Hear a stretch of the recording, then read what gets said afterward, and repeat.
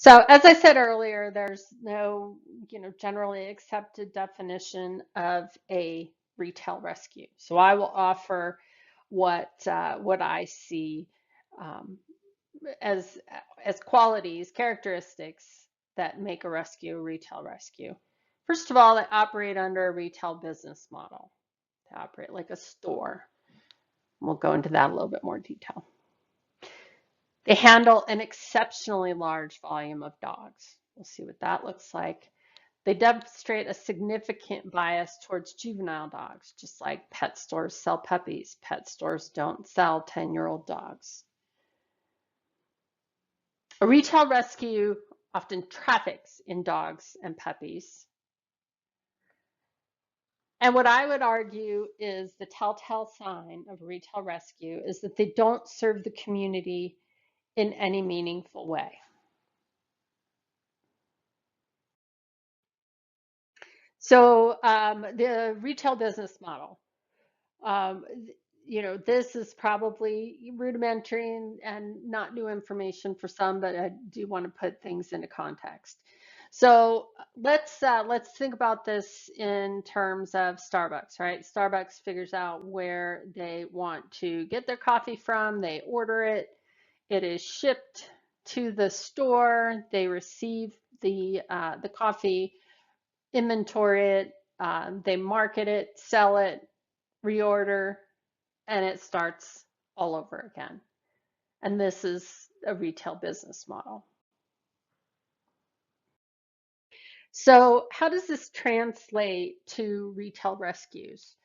What you see across the top here are the different stages that were just illustrated. And what we're going to talk about is pet stores in relation to those stages and retail rescues. And the reason for this is to basically argue that retail rescues are pet stores. They are pet stores without the stigma. So starting with the source of their product. Pet stores generally get their dogs from breeders, their puppies from breeders. Retail rescues will get their dogs from other rescues, shelters. They will also sometimes get dogs from breeders and auctions. And the auctions are basically places where the breeders unload the animals that they no longer want for their breeding operations. So what a person might think of in getting a rescue dog could very well be from the very same people that the pet stores are getting their dogs from. So when placing the order for their product or their inventory, pet stores obviously want certain breeds and genders, and they want them to be 8 to 12 weeks old. Now, the 12 weeks, as I said, is ideal for a puppy to spend with its mother.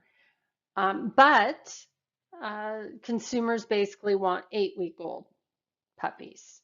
So going back to all of this is driven by demand. And so the older a puppy gets, or for every week after 8 weeks of age, the value or the price of that puppy goes down. Retail rescues will see this. They have a bias towards juvenile dogs and certain breeds. A retail rescue will determine, what are the most desirable breeds. For example, a retail rescue generally will not have a bunch of pit bull puppies. They may have a bunch of beagle puppies, something like that. As far as being shipped or the transport, they're transported in exactly the same fashion.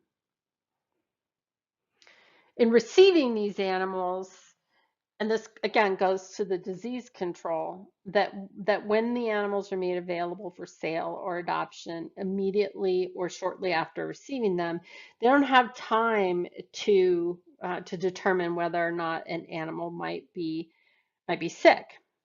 And in the case of retail rescues, the idea is to sell them as quickly as possible in case they get sick. One of the more disturbing practices of retail rescues is that when they have what might be considered excess inventory, it's warehoused, which is to say, if there are more animals than there are fosters to take those animals are then put into a boarding facility, and they may stay there for years. They're often left forgotten. It's often adult dogs. I think it'd be a stretch to even consider that there might be puppies that are found in this situation. And one of the things that has started happening recently as rescues in other states are finding themselves needing to move dogs is that they'll do what's called puppy bundling, which is to say if a rescue wants these 8 puppies, they'll need to take this adult dog in order to get those puppies. And so the puppies will be quickly sold, and the adult dog may be warehoused, and like I said, for years. Retail rescues do this. Marketing is basically the same. Retail rescues just have one more marketing option, and that is through adoption events. And the sale is exactly the same. They're going to sell it as quickly as possible at the highest attainable price. So when we look at it this way, a retail rescue, as I said, is nothing more than a pet store without the stigma. And of recently, or say in the last 5 to 7 years, there's been a lot of effort throughout the country to ban the sale of pets in pet stores, or really to ban pet stores. Famously or infamously, California required pet stores to start, if they wanted to stay in business, they could only sell rescue animals. And that all sounded like a good idea. And what happened, people being in genius as they are, what happened is that the breeders who were now at risk of not being able to sell their animals in California set up 501c3 organizations that they used as basically a front to get animals into California pet stores. In fact, one of these organizations had an office, like a office trailer, where one door led out from breeders to pet stores, and one door led out through the 501c3 channel. Same dogs, same breeder. Just one was labeled a rescue, and the other was not. So that really didn't I don't think anybody would argue that that turned out the way that anyone intended, and they've been backing up and trying to fix that ever since. So my argument with all of that is that at least pet stores are highly regulated. In Colorado, they are highly regulated. Retail rescues are not at all. and more people get their dogs from retail rescues, from rescues, period, than they do from pet stores.